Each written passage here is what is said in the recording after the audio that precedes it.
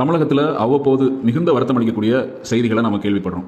கள்ளச்சாராயம் அருந்தி பலர் உயிரிழந்து கொண்டிருக்கிறாங்க. அவங்க குடும்பங்களுக்கு இழப்பு ஏற்படுது.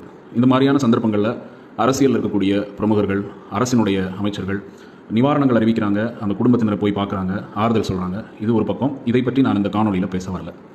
நான் இதில் என்ன சொல்ல வரேன் அப்படின்னா, இது மாதிரியான சம்பவங்கள் நடக்கும்போது கூட கட்சியில் இருக்கிறவங்களோ, அரசை சார்ந்தவங்களோ, செய்தி ஊடகங்களோ, மக்களுக்கான 4வது தூண் ஜனநாயகத்தில் செய்தி ஊடகங்கள், இவர்கள் கூட ஒரு முக்கியமான கேள்வியை எழுப்ப தவறுகிறார்கள். என்ன கேள்வி?